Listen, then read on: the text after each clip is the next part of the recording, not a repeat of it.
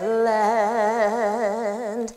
True patriot love in all thy sons command,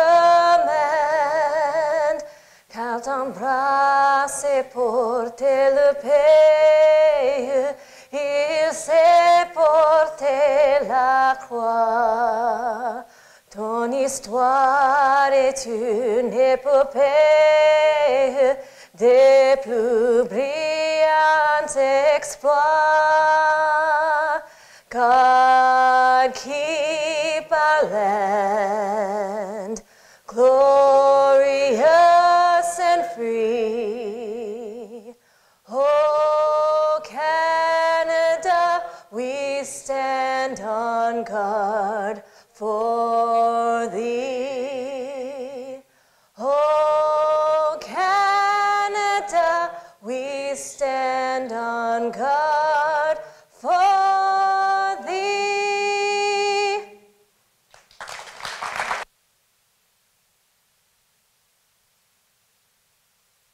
Thank you, Arlene. Beautiful. Thank you very much.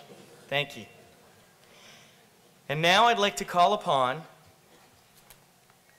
our chair of the board of directors, Mr. Victor O.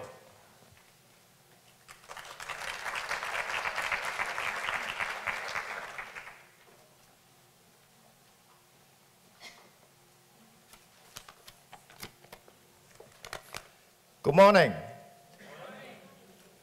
It's not too cold to get here today, and certainly, it's a much better city too. And today, I'm happy to see so many of you are here today to support this crime prevention event. And I'd like to thank, we have MP Brabant, and we have MP Stella Amber. And also we have MPP Su Wong from Scarborough. Thanks a lot to come all the way here. And I do see a lot of new faces, and they come from all different areas of GTA and Ontario and out of town. Thank you so much. And we can't go without our board of directors support. And also I have Councillor Pat Sato is here with me from the board, and also the Peel Regional Police Service Board, and our new chief, Jennifer Evans. Let's give her, this is our first event with her. Thank you.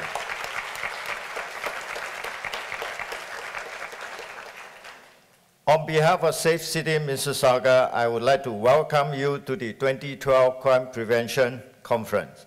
I would like to thank all the people that make it today possible, especially the City of Mississauga, University of Toronto, Mississauga, Peel Regional Police, Bell, our founding co-sponsor, the Canadian Forces, all the great speakers and the supporters, the board of directors for the Safe City, and also our staff. We could not do this without all the participants. Today, you have taken a step in building upon the knowledge that is the community practice for crime prevention. Academic and practitioners share their current research and fieldwork experiencing that is making a difference. We hope that you are able to put all these lessons shared today into your own efforts to maintain a safe city. We also hope that you will build upon the information and let us know your progress. We must be ready to ensure that has the community support. Crime is correlated to factors such as education, housing, mental health, poverty, and employment. You will see this is in many of the presentations today, but it is up to you with what you do with all this information. We are underway to present a crime prevention strategy for the Peel region of Peel, and we hope that many of you will be ready to work together to address what is always one of the top 3 topics in all Canadian concern, priority.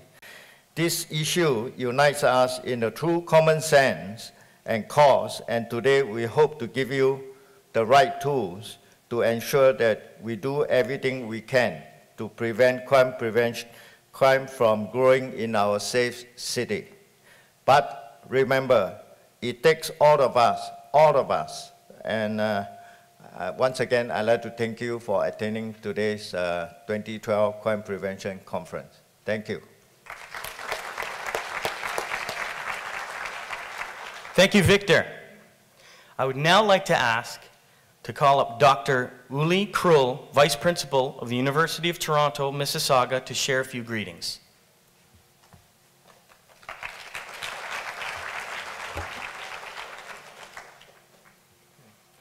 Morning, everyone.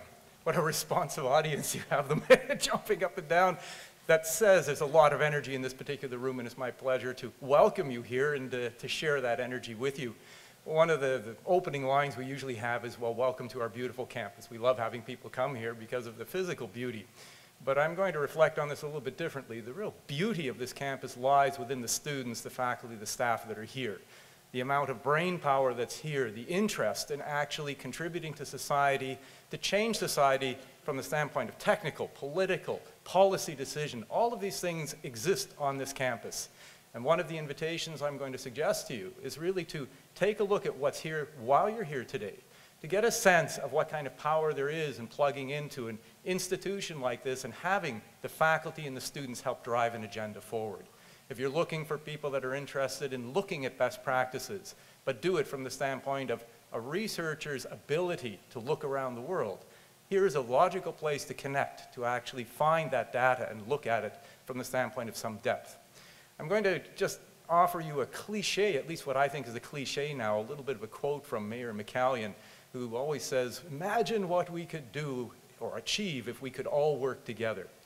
And what I'm going to suggest to you as you're here today is take a look at what's happening within this particular campus as a microcosm, a reflection of what a city actually is. We have all of the amenities, we have issues of transportation, we have issues of policing, we have our campus police, but it tends to work as a fairly cohesive and, if you will, pleasant, supportive environment. Why? Because so many different organizations within the larger University of Toronto Mississauga organization work so closely together. The idea of student support, not just from the standpoint of academics, but social skills, integration, the idea of acceptiveness, the Green Dot program and how that's rolled out, the campus police in terms of the efforts they make to actually connect with more or less everybody on campus and create a supportive environment to drive this forward. It, in a sense, creates a microcosm that actually has a fair amount of goodwill and the sense of responsibility of its citizens, its students and staff, to try to maintain an environment that is wholesome for all that's involved. So, as I say, this is, in a sense, a reflection, not an Eden. We hardly can claim to have no problems here.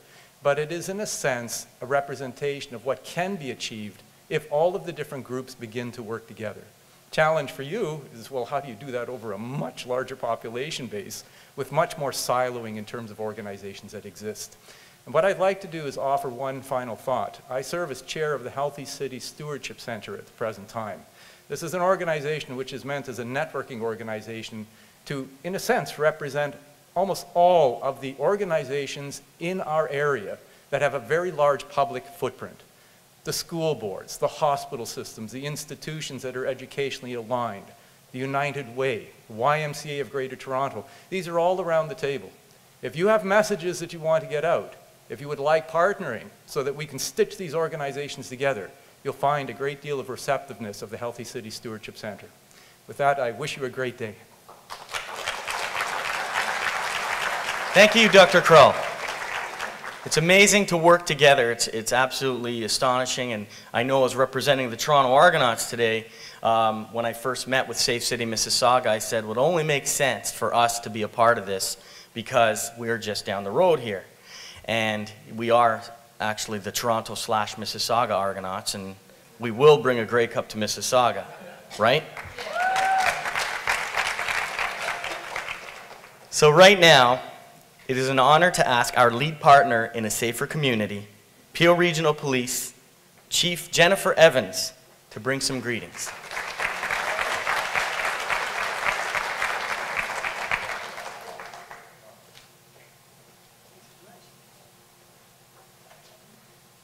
Good morning, everyone. Oh, it's going to be a long day. Good morning, everyone. On behalf of all the men and women of Peel Regional Police, I want to welcome you to the beautiful city of Mississauga and the great region of Peel.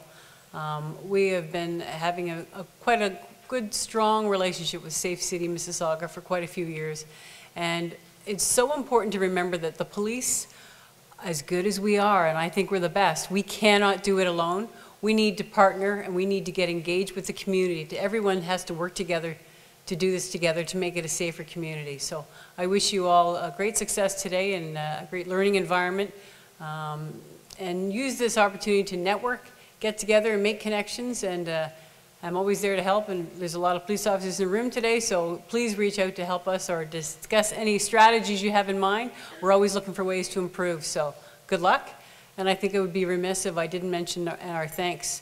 We have such great freedom and democracy today because of the Canadian Forces, for the men in the past and the women in the future, the men and women in the future. So thank you very much, and it's a perfect day to celebrate Remembrance Day and the ceremony today and for this weekend. Thank you.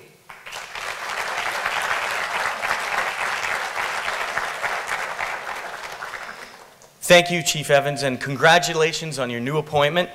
And I think I can speak on behalf of Safe City Mississauga, UTM, all our supporters here today, sponsors, the Toronto Argonauts, everybody here. We are so proud to be a part of the mission of Peel Regional Police in making our city safer. And I know that just by you telling us to reach out, we will reach out, and we're going to work together today and from here on forward. So another round of applause. All right, we're gonna get you guys awake soon. See, the reason why they really brought me here is I used to be the mascot for the Argonauts and do cartwheels and stuff. So if you do make enough noise, I might actually try a cartwheel. Unsuccessful, but I'll try it. I would now like to call upon the former Chair of the Board of Directors for Safe City Mississauga and our local Member of Parliament, Mr. Brad Butt. He's representing the Mississauga Streetsville riding and brings greetings on behalf of Minister Vic Taves.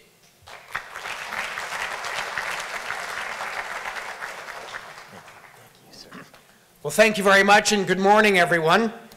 Wonderful to be back at the university that I did not graduate from.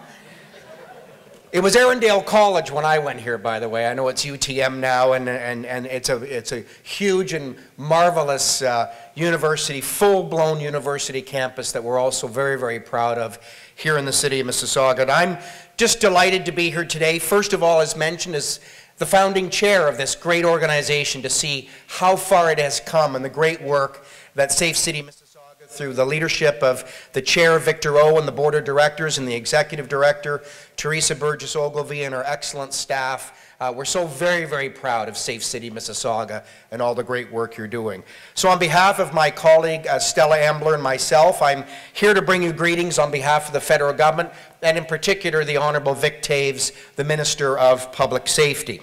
And his greetings read, I am pleased to bring greetings on behalf of the Government of Canada to Safe City Mississauga's Crime Prevention Conference.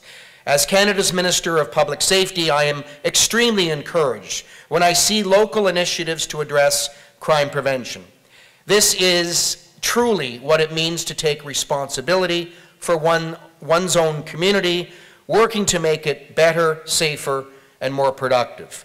Gatherings like this bring together representatives from government, law enforcement, and community organizations to determine what can be done to mitigate the effects of crime while exploring measures to prevent crime before it happens. Groups like Safe City Mississauga are critical in our efforts to keep Canadian streets safe while making our communities better places to live, work, and raise families. Our government has taken strong legislative action to support these efforts, and we will continue to make tackling crime a top priority. I applaud you all of you for your dedication and commitment, and wish you all the best at this year's conference, and that's signed the Honourable Vic Taves, Minister of Public Safety. So ladies and gentlemen, I hope you have an excellent day today. We look forward to hearing of your deliberations and your ideas and thoughts, especially things that we can keep doing at the federal level of government to make sure Canada, make sure Mississauga continue to be the safest places in the world to live. Thank you very much. Thank you, MP Butt. And now, to bring greetings on behalf of the Government of Ontario, Ministry of Community Safety and Correctional Services, Parliamentary Assistant MPP Sue Wong on behalf of Minister Madeleine Milieu.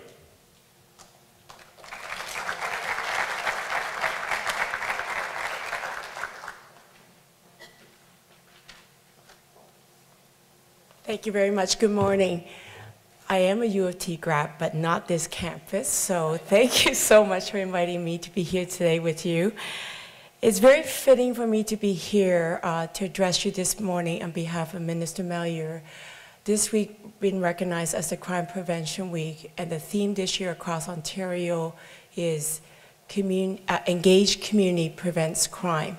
So I'm very pleased to be here on behalf of Minister Milieu. But first and foremost, I do want to echo the similar remarks by the Chief and recognize the men and women who continue to serve our great country to protect democracy, and but most importantly, who have sacrificed their lives to ensure democracy prevails. So I want to thank all of us to wear the poppy, but most importantly, thank the men and women who are continuing to serve in this great country called Canada.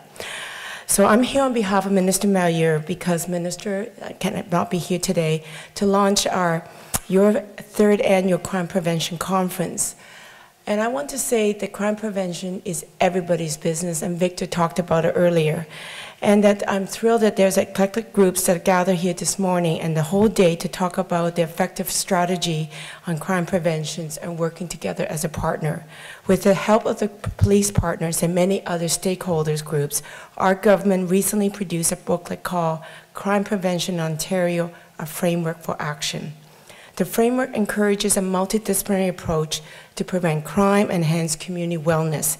It is intended to raise awareness and generate a dialogue of crime prevention and community safety. In fact, what we are trying to do is to encourage a web of partnerships. Imagine you could connect by such web as police, youth, teachers, parents, social worker, community groups, neighbors, and small business owners. The tighter and the larger of the web, the better. As you will discuss here today, the web even extends to architects, urban planners, and academics. And I'm thrilled UTM is part of that group and taking the leadership on this piece. We need to talk to each other, but most importantly, we need to listen to each other about the research, the reality, and most importantly, best practice that are out there. You all play an important role and have collective responsibility to build a safer community, not just in Mississauga, in this great province called Ontario. I want to congratulate Safe City Mississauga for arranging this conference, and thank you, Victor, for your leadership. I know you and I go back many years, and I seem to follow wherever you go, so wherever he goes, we should all go. So thank you for that piece. And to all of you coming out here today, strengthening crime prevention and community safety web, I thank you. I enjoy being here today. As I'm driving in, I'm thinking, I should be in Niagara-on-the-Lake. I was saying to Bob earlier, and I said, this is a beautiful campus that all three levels of government are committed to, and this is what it should be. So forging new relationship, but most importantly, working together for this great day, and I hope you have a great day. Thank you. I want to acknowledge my colleague and good friend, Bob Delaney, a great MPP for Mississauga. Thanks, Bob. Thank you.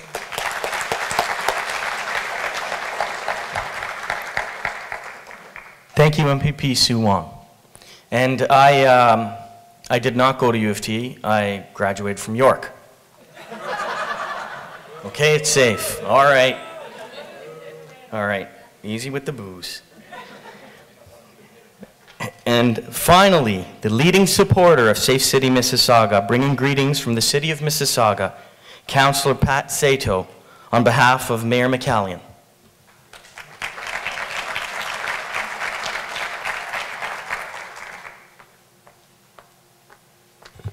Thank you. And I see that Hazel slipped in, so I won't bring greetings on behalf of her because I think she's going to come up right after me and say her own thing. And I didn't graduate from Toronto either. I graduated from University of Waterloo.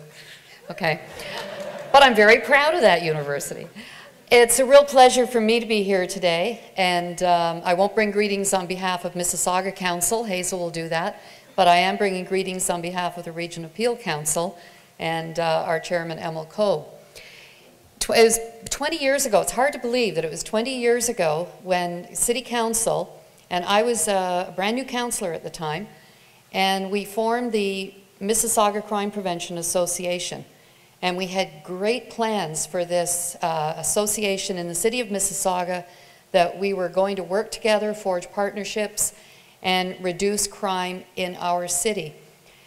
Brad and I had the pleasure, I was saying to him earlier, I think we're the last two standing from the original board of directors, and so I was very pleased to see him here today as well, and both of us came back to when we reformed the organization as Safe City Mississauga. But I am so proud of what this organization has accomplished over the last 20 years, and in particular over the last 5 or 6 years since we reformed as Safe City. And that is due in great part to the wonderful work of our staff under Teresa and to our exemplary board of directors. We have brought some wonderful people, very dedicated, passionate people onto the board of directors of Safe City Mississauga, and they are committed to keeping our city the safest in Canada, and it is working. But we're not doing it alone. We're working with partnerships with Peel Regional Police and all of the other organizations that are working for crime prevention.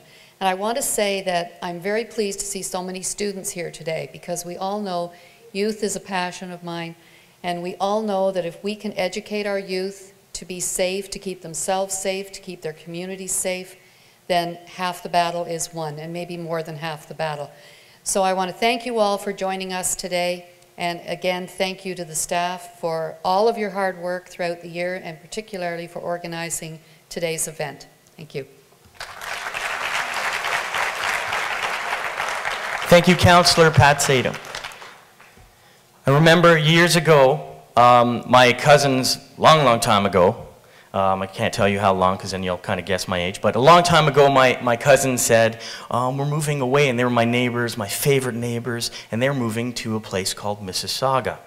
And when I heard, this was years ago, and I thought, oh my gosh, I'll never see you. That's on the other side, there's nothing there. Well, now I'm a resident of Mississauga, and I like it a lot better than Toronto. Don't tell the Argonauts that, because they might just keep me here. But without further ado, and it's only because of the reason of the person that I'm about to introduce here, please help me welcome Mayor Hazel McCallion.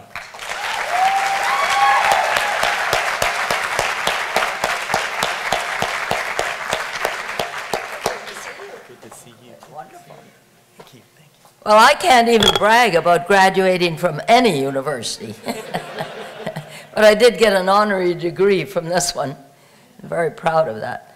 Anyway, just great to be here, and I'm not going to take long because it's been such an exciting journey, the Safe City, as Councillor Sadum has outlined. And she has been one, along with Councillor Mahoney and others, and Brad Butt, driving forces behind this. And I really take a lot of pride everywhere I go. We're the safest city in Canada. It's so great. And how did it happen? Well, a lot of hard work, commitment, dedication, and the desire to make it happen. And that's how today we are celebrating the success of the many volunteers, the many organizations, the members of council that participated, and saying, we're going to make a difference in crime in the city of Mississauga. So today we're again, I think it's 9 years, Pat? 10? 20, no, safest city in Canada. 11 years, the safest city in Canada. Thanks to everybody, and let's get on and making it the 12th year. Thank you, Mayor. I would like to take the opportunity to acknowledge other honored guests with us today. The 2 military police regiment Mr. Jack Porter, Zone B7 Commander, Royal Canadian Legion, Ontario Command. Brian Sampson, Veteran and Vice President, Royal Canadian Legion, Branch 139, Streetsville. Captain Derek Mooney, Toronto Scottish Regiment. Thank you very much for your services and sacrifices. We should never forget what you have done for us. Thank you.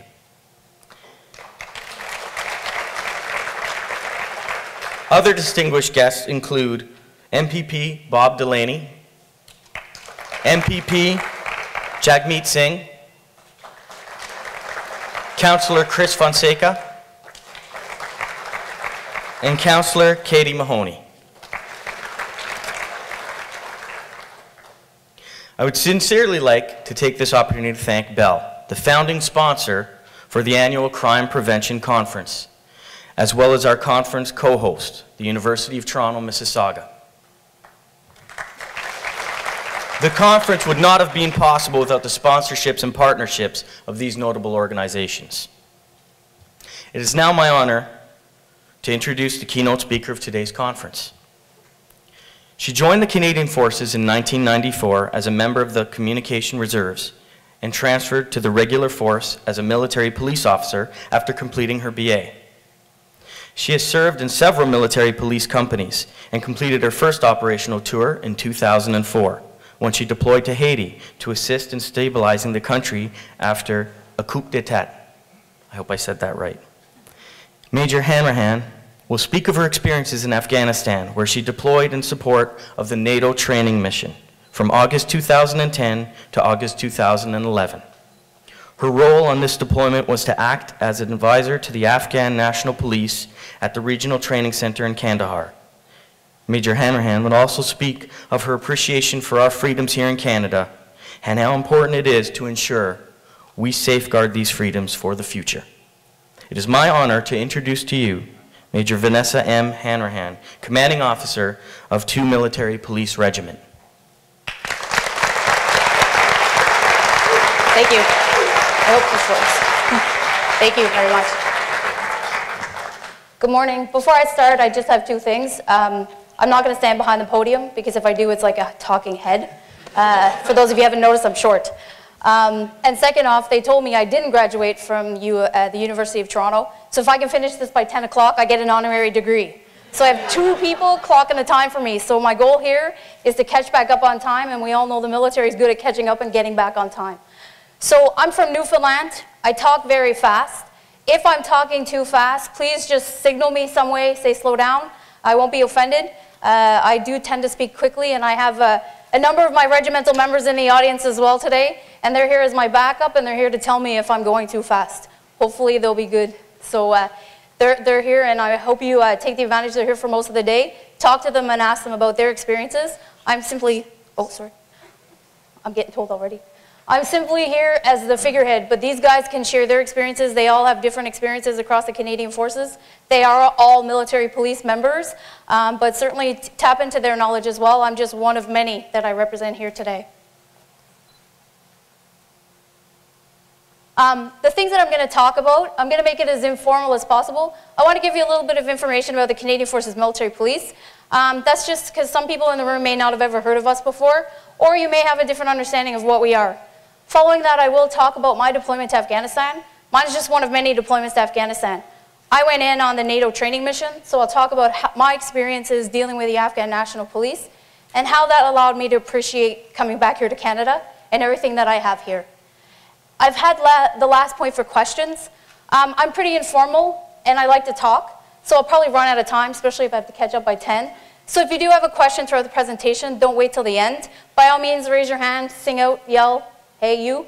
I'll answer, and I'm always welcome to take any questions at any time.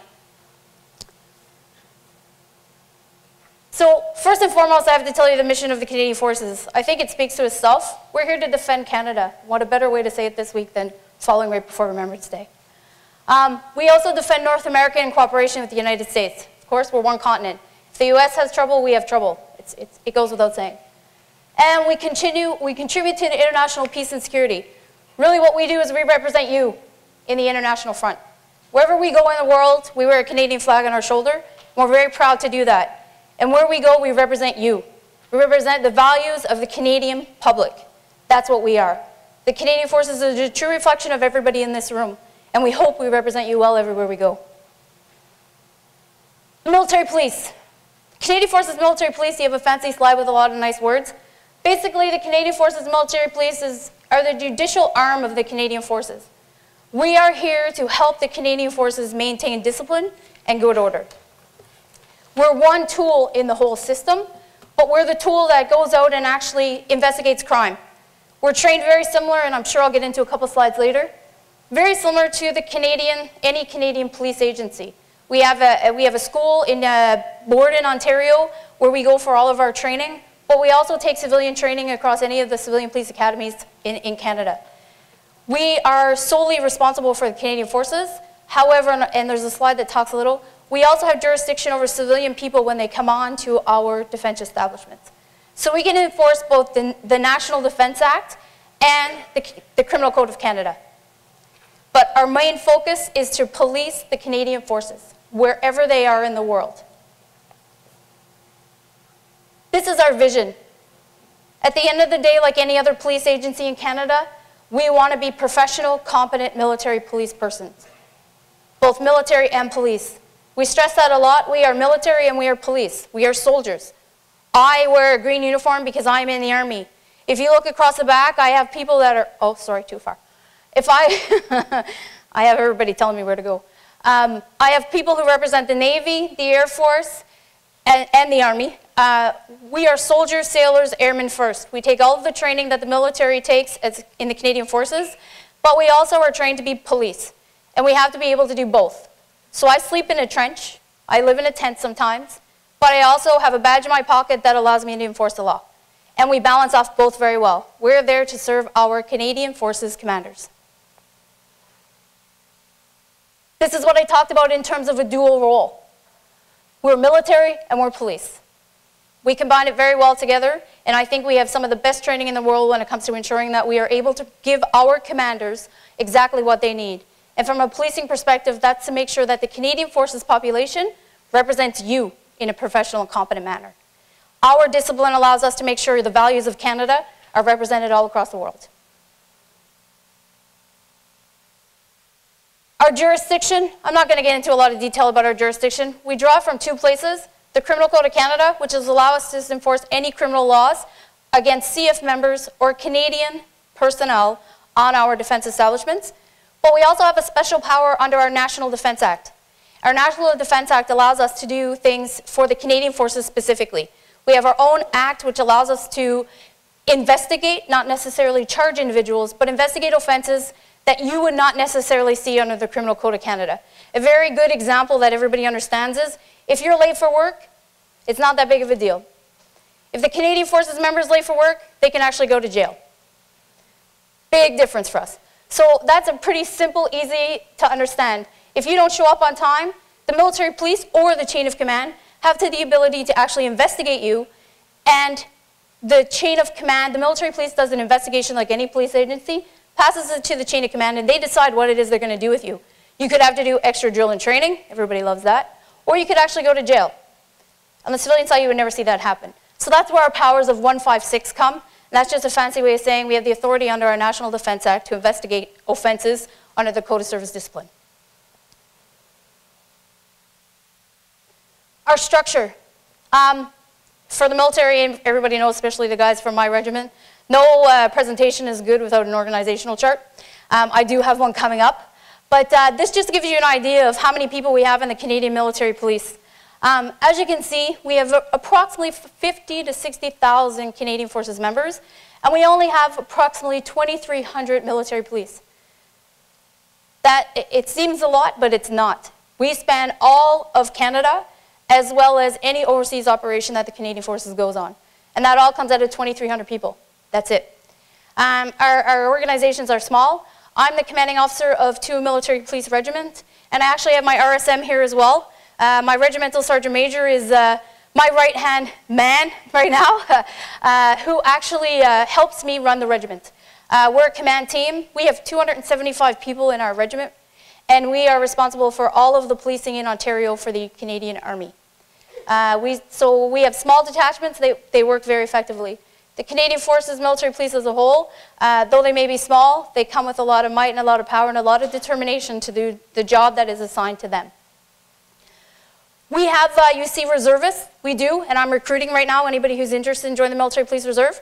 For the regimental units, we have a combined total force unit. So my regiment of 275 is a combination of regular military police, full-time active duty, for those of you that understand that term. And we also have part-time reserve members who train with us if we deploy overseas, or some weekends and evenings every week. This works very effectively for us because without our military police reserve component, the military police would not be able to do their job as effectively as they can. For my regiment, there's no divide. In our regiment, we're a military police regiment. Whether you're regular reserve, you work together. And the only difference we have is most of our reserve personnel cannot enforce the Criminal Code of Canada. Outside of that, they can do any other job that's assigned to the military police. So we limit their employment, but we don't limit their powers. This is how we're structured across the Canadian Forces. At the end of the day, we have one person who's ultimately responsible for all of the military police in Canada, and that's a colonel. Colonel Tim Grubb is our Canadian Forces Provost Marshal. He's also the commander of our Canadian Forces Military Police Group. And then you see the fancy org chart. All it says is that we are aligned with all of our environmental. So the Army, the Navy, the Air Force. And we have some specialties that go across as well to support the other commanders across the Army. At the end of the day, we have an organizational structure that ensures that we have military police embedded at the strategic, the operational, and the tactical level of the Canadian Forces. These are some of the operations that we're currently involved in or have been involved in the past. Just a note, because it just happened for myself. When I first met Teresa, I had a different regimental sergeant major, and she just deployed and actually will arrive today or last night on the ground in Libya as part of a mission that we're doing there. So you can see that the military police were very agile, very flexible. She found out about 2 months ago that she'd be going, and she's now there as of late last night, I think. So we're hoping to hear from her soon. We do travel all over the world. Anywhere you find Canadian Forces, you're going to probably find at least one military police person or someone who's responsible to respond to there if we need to. Some of the capabilities we have, I'm not going to speak to all of them. We define ourselves by police the force and support the force. What that means in policing the force, it's all criminal in nature. It's that side of the judicial system where we do things that we're actually going out and investigating our own Canadian Forces members. So they see it as the bad stuff that the military police does because we're investigating them. So if we have drug use in the military, we investigate that. We actually charge people. So it's bad for them. As you can see, we do everything that civilian police do. We do undercover operations. We do have criminal intelligence program. We do have surveillance capability. We have the ability to investigate like any other police agency in Canada against our Canadian Forces members. And they do it pretty well. It's just smaller in nature. In terms of support the force, that's where it gets a little bit complicated. Those are things we do to support our commanders environmentally mostly. So we do things like air marshal. So you hear about Canadian, civilian air marshals. We have air marshals that do that for the Canadian Forces as well. Naval patrols, we do that both on our coast, where we actually patrol the waters around both the Esquimalt and Halifax, and provide a naval patrol capability to the Navy commanders that are there. Detainee operations speaks to itself. I'm sure if you watch the news, everybody knows what detainee operations are. That's a non-policing activity for the military police. It's something that we do to support our commanders when they need it. And movement operations, it just means we do, like everybody else, traffic control on the roads. That in a nutshell, and I'm talking fast, I know, is the Canadian Forces Military Police. It by all means doesn't cover everything, and I'm sure the guys in the row back there are going to tell me what I missed when it's over. But it gives you a little snapshot of what it is we are and what it is we do. I'm going to talk a little bit about my deployment to Afghanistan now. I use this picture. It doesn't show up as nicely as I thought it would because of the lights here. But this is actually 2 military police personnel who are at a FOB. They weren't on my deployment with me, but you can see that the military police go everywhere and they're soldiers as much as they are police. These guys, and this here you see is an explosion where they actually called in an airstrike because their FOB was being attacked. The military police are out training Afghan National Police all across Afghanistan, and they have to live in order to be able to train Afghan police, and the Afghan police have to live too. So one of the things they're taught are how to call in airstrikes when you're being attacked. So like I said, we're military and police, and we balance them off beautifully. And this was a picture that just happened to be taken, which represented what we do very well. I have a video, but I'm not going to show it. It takes a little bit of time. I'm going to talk to you about the Regional Training Center, Kandahar. That's where I spent a year of my life. And everyone says a year, wow, you must have hated it. I didn't. I absolutely loved it. I would go back tomorrow if they let me. Yeah, it was a year away from my family, a year away from Canada, but it was actually a very worthwhile tour. And one of the best tours I've had. I've done to Haiti as well. But working with the Afghan National Police was very, very, very rewarding. And I'll talk about why in a few minutes. We have two different facets of what we did for the Afghan National Police. We have what we call our police operational mentoring teams, our POMLA teams, and we had our institutional trainers. My organization was the first time we sent Canadian institutional trainers into Afghanistan. So it was all new for us. Our POMLA teams have been working forever. What they did is they actually go out and they live in the stations with the Afghan National Police. So where they live, the police live. We had a teams of combined of military police and infantry or combat armed soldiers. And that was solely because we needed to protect them and we needed to protect ourselves. So they live out in the middle of nowhere. They're in small teams, and they're designed specifically to teach the Afghan National Police how to work every day. That was not my job. My job when I went into Afghanistan with 40 other individuals that I'm very happy to represent today was to do institutional training. So I actually worked at a regional training center. So very similar to what you would see for any of you police officers in the room when you go away to do your basic training. So in Afghanistan, they're set up. I was in Kandahar. Kandahar was one of the most volatile regions, of course, in Afghanistan. And the Afghan National Police were probably in one of the worst states in terms of their ability to do their job. One of the key things we needed to do was go in and teach them how to be police officers. So we arrived and took over from a group of civilian contractors who were there to train the Afghan National Police. When we arrived on the ground, I had 42 people, including myself, a combination of 22 military police and 20 infantry soldiers. And the first thing someone said is, why would you bring infantry soldiers? In Afghanistan, it's not safe. So in order for the police to be able to do their job as police officers, they actually need to know how to live. They need to know how to survive. They actually have to worry about the fact that tomorrow they could be blown up by an IED. They could be ambushed by the Taliban. They could actually go out and die. And we face that every day as well in Canada, don't get me wrong, but I think it's to a different degree when we looked at the Afghan National Police. So before we could teach them how to do their job as police, we had to ensure we incorporated how they could identify an ambush and react to it, how they could identify an IED on the road and react to it. The best example I can give you is within about 4 days of arriving on the ground, we had an Afghan police officer identify an IED on the side of the road. He went to pull it out. Okay, for us, we went into a little bit of, don't touch it, right? For them, they just want to get rid of it. So we had to teach them what not to do and what to do. And it's not because they're not smart, don't get me wrong. It has nothing to do with smart. They are intelligent people. It's because they didn't know what to do and they didn't want us to get injured, so their easiest answer was pull it out. So we had to teach them. So that is the difference. For me, it was all institutional training. I'm getting the flag, so I got to move. Very quickly, my command structure. It's really irrelevant to you. All it means that whenever you deploy as a Canadian Forces member, you always have a chain of command above you. For me, I had two. I reported back to the Canadian Forces because I'm Canadian, and I also reported to the NATO Training Mission because I was on a NATO mission. So for me, all of my taskings came from NATO, but my country always made sure I was safe and had what I needed. This is my team. I started off with 42 Canadians. This was my end state. I actually had the U.S. Marine Corps come and join me. I had the U.S. Army and the U.S. Air Force. I go through challenges. Never mind integrating with the Afghan National Police. I had to integrate with other countries. And you say the U.S. it's easy. It isn't when you're joining different organizations of the U.S. and Canada together. Our mission, very simple, assist the Afghan National Police. I'm going to flash because I've already talked about it. Our staff, very quickly, this was the gentleman that I mentored for an entire year. I lived, not with him, that doesn't sound right, but I pretty much did. He pretty much lived right beside me. This was General Zarifi. He's a brigadier general. He was responsible for all of the Afghan National Police in Kandahar. He was responsible for training them. So we trained them basic training. Eventually we trained them what we call non-commissioned officer training, so NCO, so middle management training, and some advanced training as well.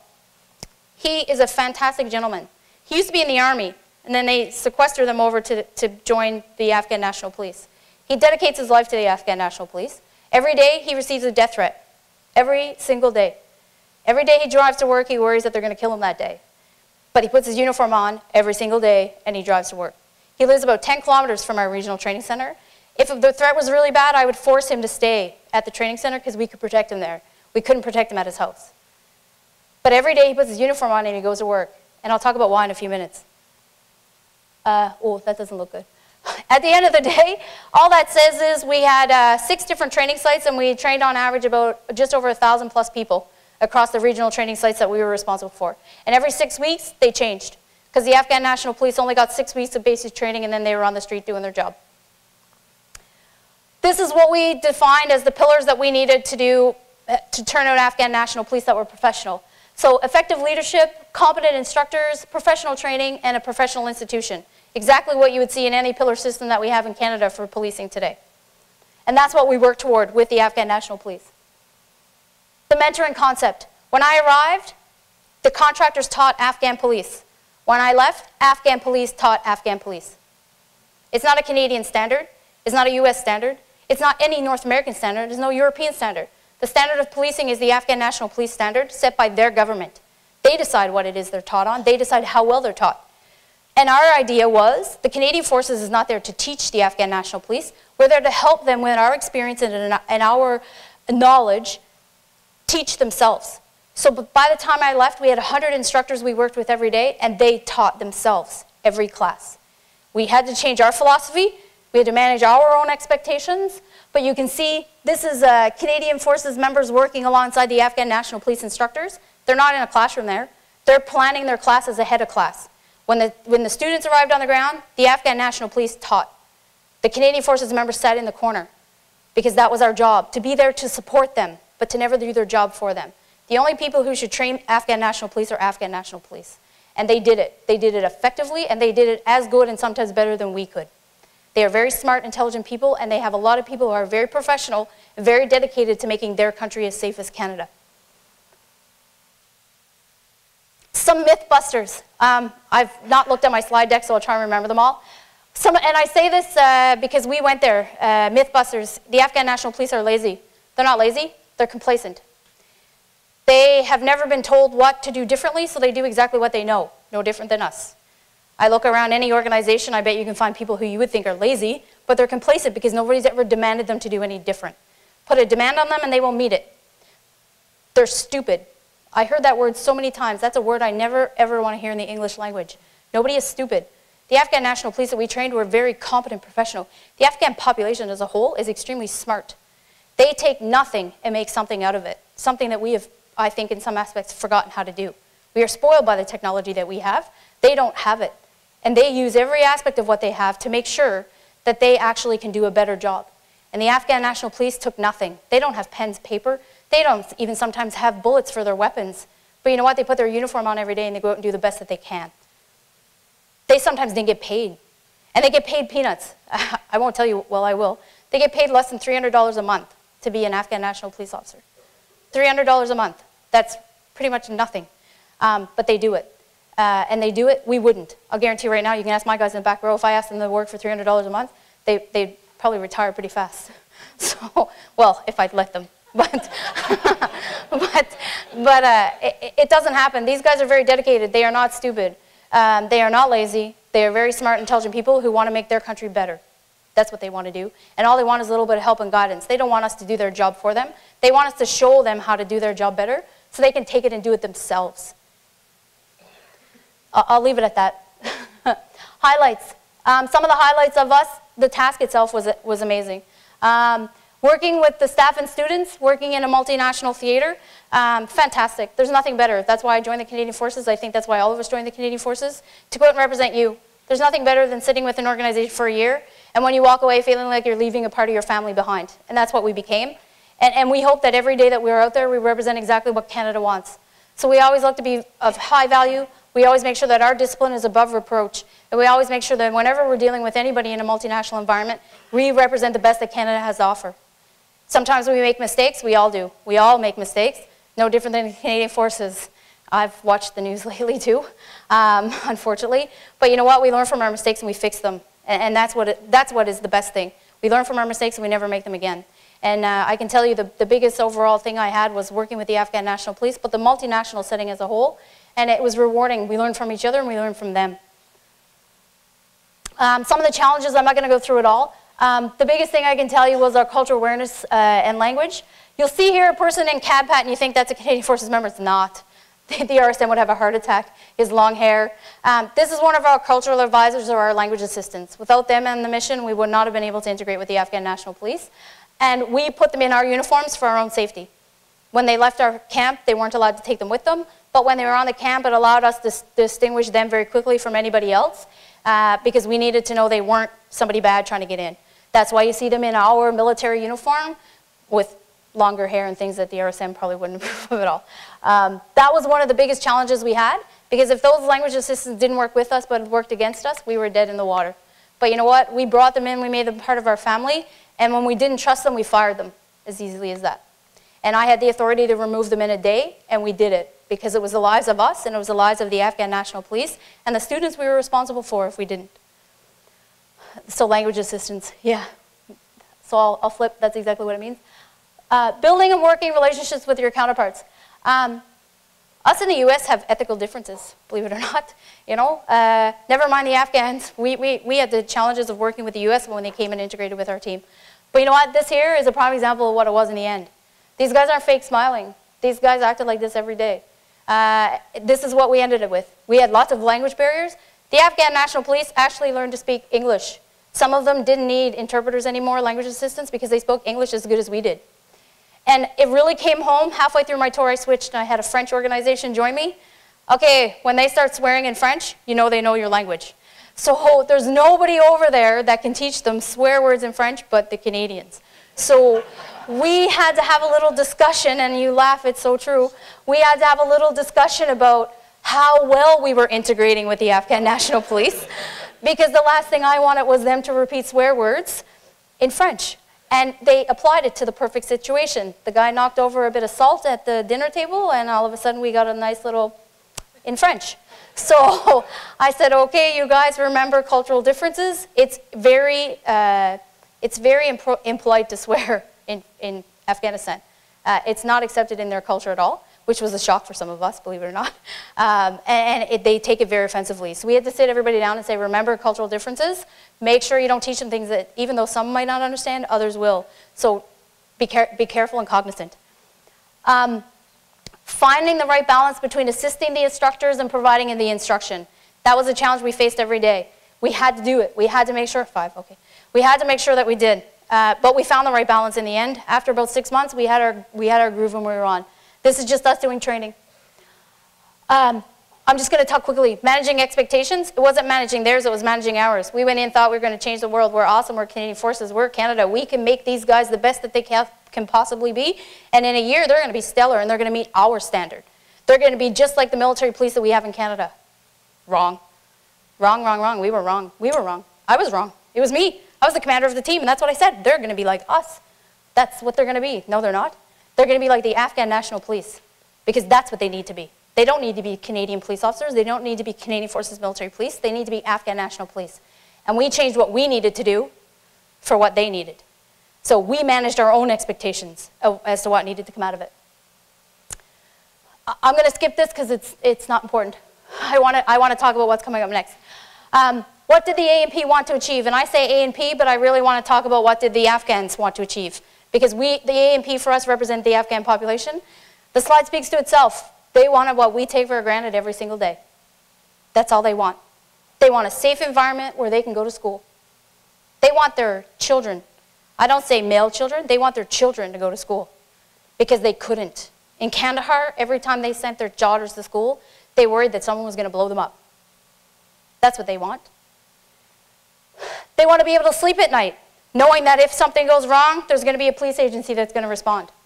Because they didn't have that. I do. I do.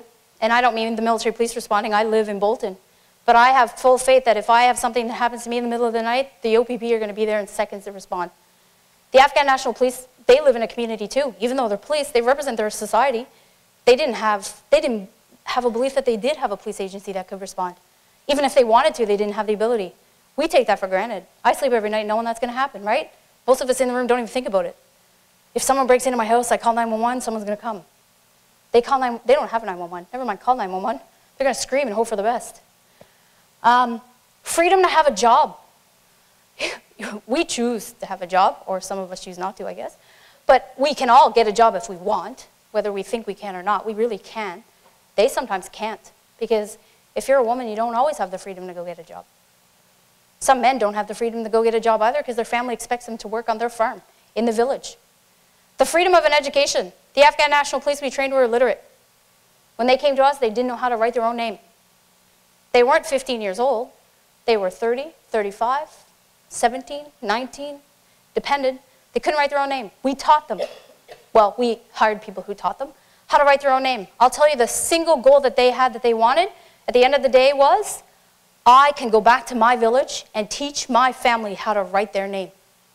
I can go back to my village and show them how to read a book.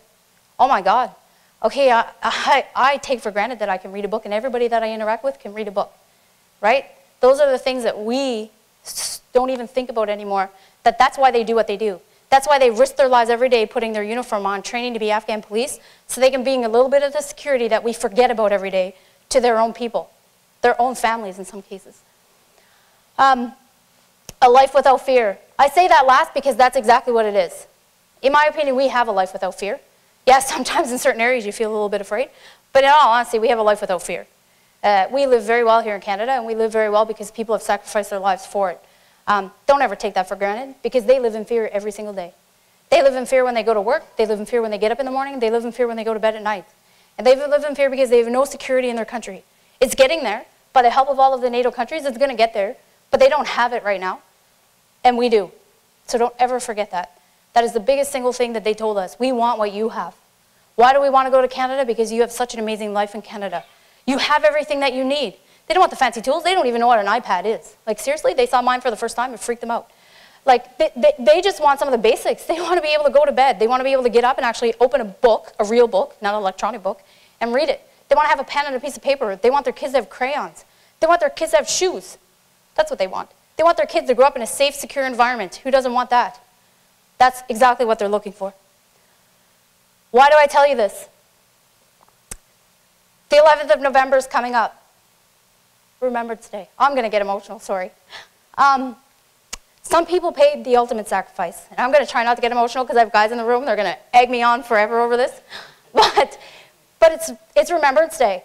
Some people paid the ultimate sacrifice. Some people didn't. They're still alive every day. But you know what? Many, many years ago, but not that many years ago, people went overseas and they fought for us. They fought for me. They fought for you. Sorry, these guys have never seen me cry before, so this is going to be brutal. I'm never going to live this down. Okay, but they did, and I'm emotional because I know what they fought for. They fought for us. They fought for every single one of you in this room so that we could have the life that we have. Don't ever take that for granted. Don't ever think that you're not part of it. I'm sorry. Don't ever think that you're not part of it, because you are. You are part of what it is we have, and you can choose whether or not you want to be part of that team or against it. But without you pulling on that wheel to make sure we have freedom in this country, we're going to not have the freedom in this country. And you know what? This is a picture from Afghanistan, but I'll tell you, the hardships of Afghanistan are nothing compared to what they went through in the war. When those wars were declared, they gave up their life. They lived in nothing. And they lived in nothing because they knew what they were bringing back to Canada was the freedom for everybody that came after them. They knew they weren't going to survive. This summer, I got to go visit Juno Beach. If you've never done that in your life, it's one of the most emotional things I've ever done. Those people walked across that sand knowing they were going to die. End state. And they knew they were going to die because they wanted Canada to be better. They wanted the world to be better. You are all part of that. Some people didn't pay the ultimate sacrifice, but they sacrificed. When you go out on the 11th of November, look at all the people around you that are wearing many, many ribbons, many more medals than I have. They're still alive, but they still sacrificed. They sacrificed everything, and they live with what they saw, and they live with what they did for the rest of their lives, and they'll continue until the day that they die. But you know what? I can tell you that I think they did it for all the right reasons, and I think we should be very happy and very proud that they did, because that's why we have what we have here in Canada today. I'll guarantee you, when I went to Afghanistan and came back, I appreciated what I had here in Canada. Now I understand what it's like to go to bed at night and not think about it, because they don't. And they tell you it's not the fancy glory money that they want just a sense of security. something that we don't even ever think about. Live without fear. That's what they allow us to do. That's what the soldiers that died in the war allowed us to do. That's what the soldiers that killed people in the war. Let's not be real. I'm trained to kill. These guys back here, they're trained to kill. And when they're told to kill, they will kill. They will kill because it protects Canada. That's what we do. If that's what it takes, then that's what some people did for you. They killed other people for all of the right reasons. And you have to know that. And that's no easy feat, and they don't do it with any, flippancy, but they do it because they know it's for the right reasons. It's because we need security in the world, because we need security in Canada. What to do? Stand together. They fought diligently for your freedom. Don't you ever let it go away. Don't let their lives be in vain. We all have a role to play ensure that we have freedom for the future. You guys talk about crime prevention. You are crime prevention. You in this room are the only ones that are crime prevention. You can have as many police officers on the street as you want, but unless you flood them everywhere every time, and we can't afford to do that, you have to be part of that wheel. You have to help them. You have to be willing to report crime. Don't tell me you don't see crime and ignore it. I can guarantee you everybody in this room has done it at some point in time. Don't ignore it. It takes one little fester and it grows and grows and grows and grows. Never walk away from your responsibility. You are a Canadian citizen. You are responsible to ensure that the freedoms we fought so hard to get stay. You are the team. You are part of the team. You own the team because you're Canadian. And that's what you need to approach and that's what you need to do. Make sure you pick up the torch and take your small role. It doesn't have to be big, just needs to be there. Oh, I can't see it. Oh. Teamwork. We share victory and we share defeat. If you can't see it, it's a bunch of rats sitting around a cheese, and they've all been killed because they tried to get the cheese together as a team. They all got to eat the cheese, but they all also failed because they all died getting the cheese. So my whole point in that was, it's teamwork. We all succeed or we all fail together. And the military breeds that in us every day. We all succeed and we all fail together. We're only as good as the weakest link. Well, don't be the weakest link on my team. Don't be the weakest link on your own team, because the only people who suffer are the people in your community and yourselves and your family. So I thank you very much. I hope, sorry, you guys don't ever mention that again. Sorry, it's Remembrance Day. It's a big deal for me. But I hope that I gave you a little bit about Afghanistan. I hope I enlightened you to the fact that, you know what, we are very fortunate Canadians. We are very fortunate to have what we have. And I hope that you appreciate as much as I appreciate what it is I have every day. I close my eyes and go to sleep. So thank you very much for your attention. Have a good day. I tried. 5 minutes. Thank you. I hope that's what you wanted. I hope that's what you wanted. I'm sorry. I didn't even take off my hat.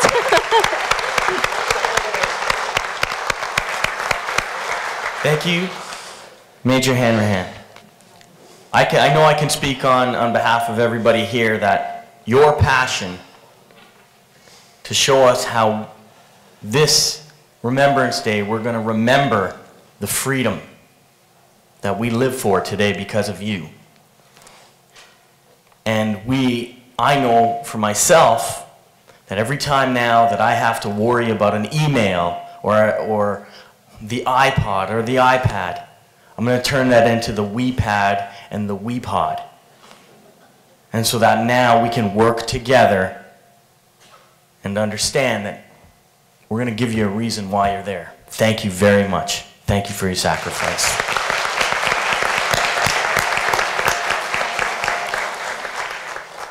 And it's only fitting now that we do and we recognize the people here that are getting the freedom and fighting for the freedom here at home. So now I would like to bring here today to do the Hero Awards Melissa Jabari, Regional Manager for Bell, and she's going to give a short welcome and present the Hero Awards.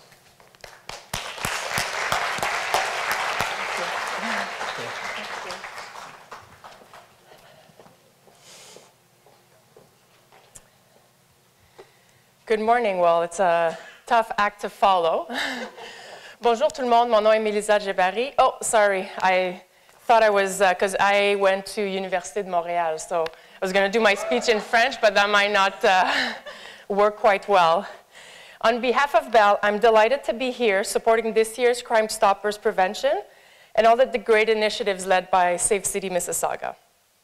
Mississauga serves as Bell's headquarters in Ontario, and is home to thousands of our team members at our Creekbank campus, our retail stores, and satellite offices across the community. As Canada's leading communication company, Bell continues to invest in next-generation networks and services, including the nation's largest LTE wireless network, significant investment in fiber, and stunning new products like Fibe TV. 2 years ago, we announced the most significant corporate commitment ever to mental health in Canada, the Bell Let's Talk Initiative Mental Health. Often invisible, mental health is one of the most pervasive health issues in the country. 1 in 5 people will experience a mental illness in their life, and most will be too afraid to talk to a coworker, a friend, or even family member about their struggle. While you may never experience mental health firsthand, it is likely that you will know someone who will. To that end, our corporate initiative is about promoting and supporting mental health across Canada. And over the next 5 years, we are committing $50 million to research, outreach, and public awareness. Just this past October, we raised $1.5 million at the Bell Gala in Toronto. And in March 2013, we will be hosting the largest ever fundraiser for mental health in Quebec, Le Bal des Lumières. In the same spirit, the Crime Prevention Conference and Hero Award is presented to organizations and individuals in Mississauga, demonstrating a clear and exemplary mission relating in safety and crime prevention. To all of you who are honoring today, please know that along with the Hero Award, you take home with you thanks of a grateful community. Our first award is the Hazel McCallion Award, awarded to an individual who has made an extraordinary contribution to crime prevention in Mississauga. This year's award recipient is Larry Camejo. Larry has made its mission to conduct as many personal safety training sessions for women and seniors. He teaches women and senior techniques to allow them to be aware of their surroundings, to protect themselves, to avoid victimization. The Mayor McCallion Award goes to Larry Camejo. Video roll.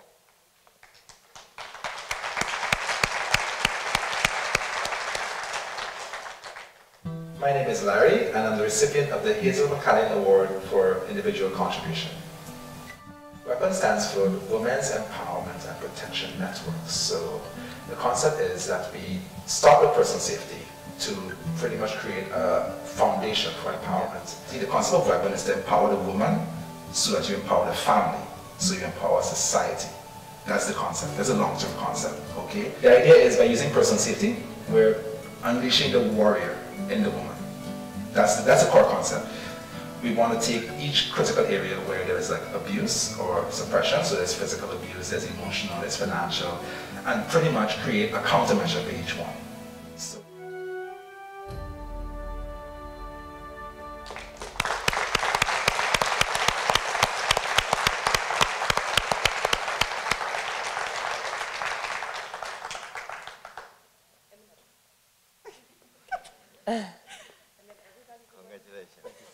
Congratulations. Thank you.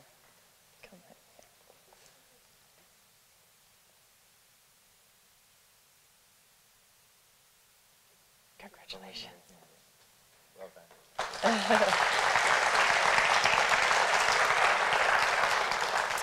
Congratulations, Larry. Our next award is the Bell Junior Hero Award, awarded to an outstanding youth person who has made an extraordinary contribution to crime prevention in Mississauga. This year's award recipient is Shishan Singh, who initiated a volunteer program at Sheridan for the Police Foundation students.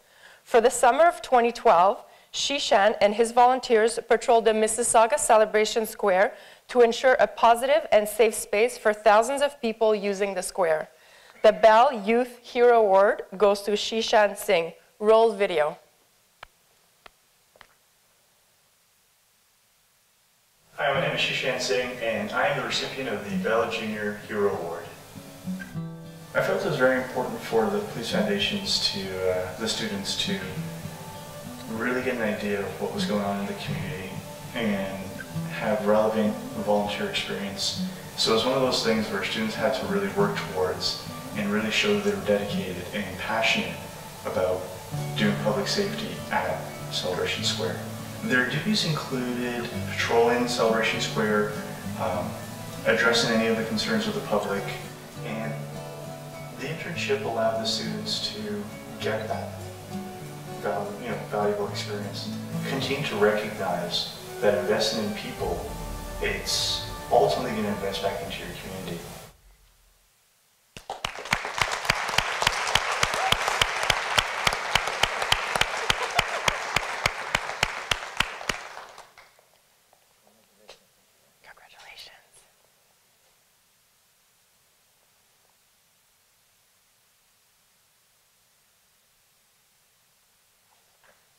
Congratulations. Thank you. Congratulations, Shishand. Our next award is the Chief Award, awarded to a Peel police officer who has made an extraordinary contribution to crime prevention in Mississauga. This year's award recipient is Constable Jessica Innes. Jessica brought together volunteers from various organizations for Operation Clean Sweep. Together, they cleaned up graffiti in the city and prevented further acts of vandalism. Through Operations Clean Sweep, she gave a sense of ownership back to the residents. The Chief's Hero Award goes to Jessica Innes, Peel Regional Police. Roll video.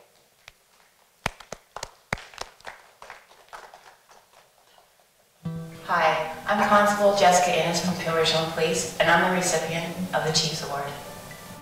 Operation Clean Sweep. It was a project that we implemented to target high complaint areas with regards to graffiti.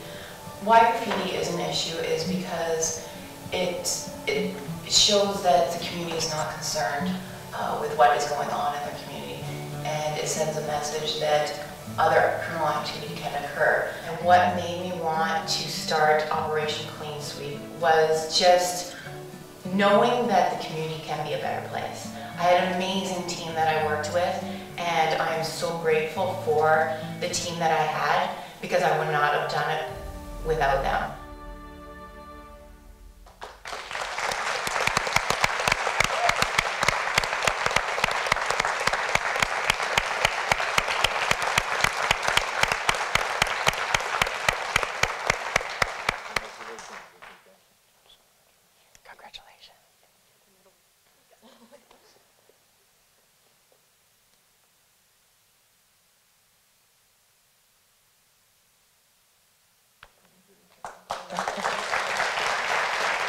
Congratulations. Congratulations, Jessica. Our next award is the Ron Lennick Award, awarded to a volunteer who has made an extraordinary contribution in crime prevention in Mississauga. This year's award recipient is Frank Christo. Frank was instrumental in organizing a neighborhood watch program after many break-and-enters and car theft in his area. He kept his neighbors informed and held many events and activities for his community. Through Frank's efforts, his neighbors now feel safe and a sense of a community. The Ron Lennick Award goes to Frank Christo. Roll video.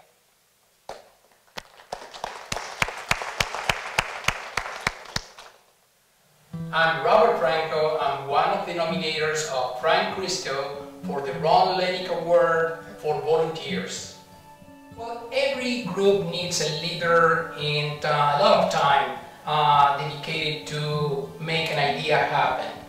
Frank organized the Neighbors Night Out recently and with barbecues and goodies, so we had the chance to meet each other, to know where we live, and also to socialize as good neighbors do.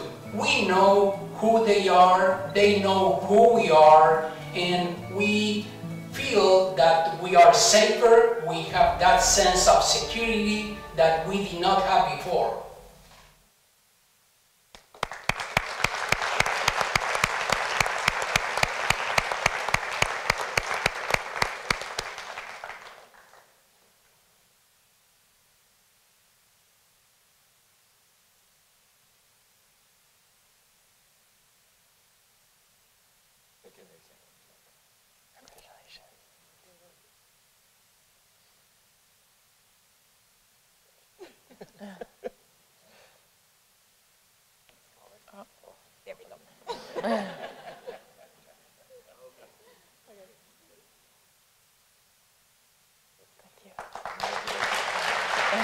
Congratulations again. Congratulations, Frank. The Errol G. Shipp Award is awarded to a business who has made an extraordinary contribution to crime prevention in Mississauga. This year's award recipient is Century Audiovisual. Century Audiovisual has made regular in-kind donations to various nonprofit groups and organizations throughout Mississauga for many years. They have been extremely generous by providing their equipment and services free of charge. Accepting on behalf of Century Audiovisual is President Mr. Colin Tyler. The Errol G. Shipp Hero Award goes to Century Audiovisual. Roll video.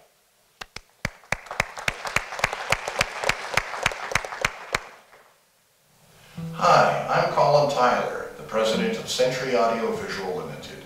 We are very pleased to be the recipient of the Harold G. Shipp Award for Business. We've been doing this for so many years, it's just a part of our culture. It's just a thing that we do. Essentially all charities and organizations sooner or later, require the use of audiovisual in their presentations, galas, and special events. In doing so, it's a perfect fit for us when we become involved in supplying the equipment as a donation, supplying the labor as a donation. We promote the use of our assets in whatever means are most effective to support our community. We're very pleased to have the tools at our disposal to be able to give back to the community that has grown us.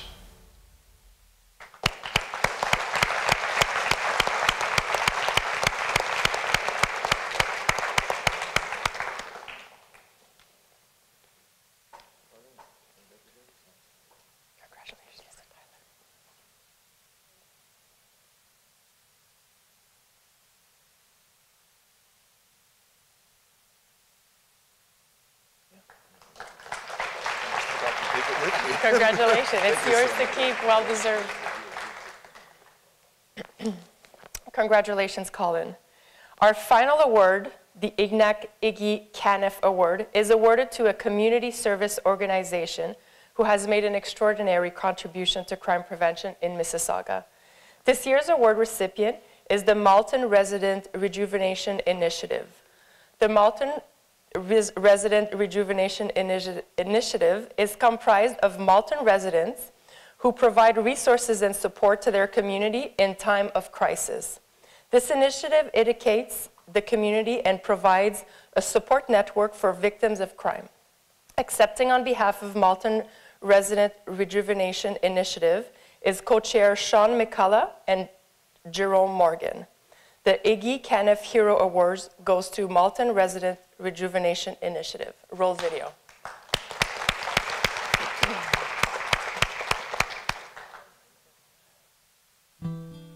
My name is Sean McCullough, and I'm here today to accept the Iggy Caniff Award on behalf of the Malton Rejuvenation Initiative for Community Service.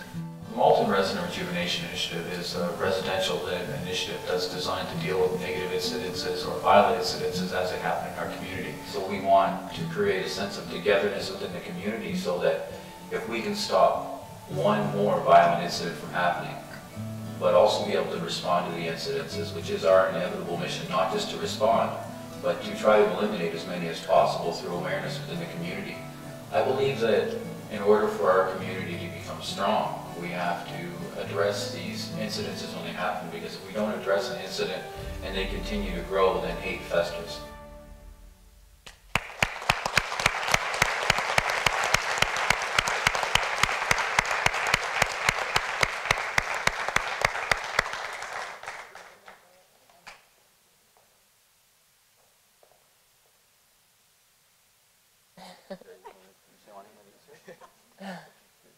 Congratulations. Congratulations.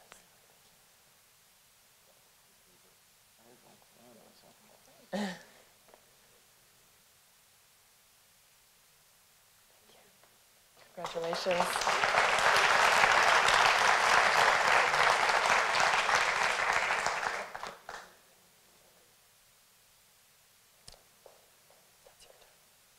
I'll give it back to you.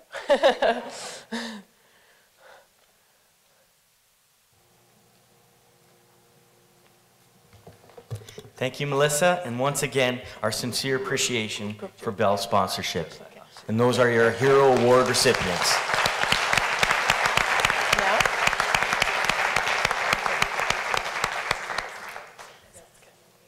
Now we have some quick housekeeping for conference attendees.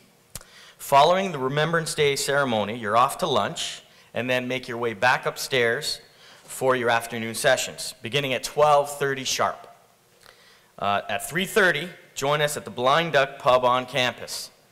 The social is being sponsored by the UTM Campus Police and will end at 6 o'clock. You will see the staff and cadets standing, and they will be your guides today, and we'll begin with escorting everyone outside for those who wish to join the Remembrance Day ceremony. Before I close off, I want to say on my personal note that when I was asked to be the MC today, I said, well, I told my office and they said, how are you going to be able to do anything like this when we are on the brink of a playoff game? You're out doing all these things and we're getting ready for a big playoff game so we can be at the 100th Grey Cup.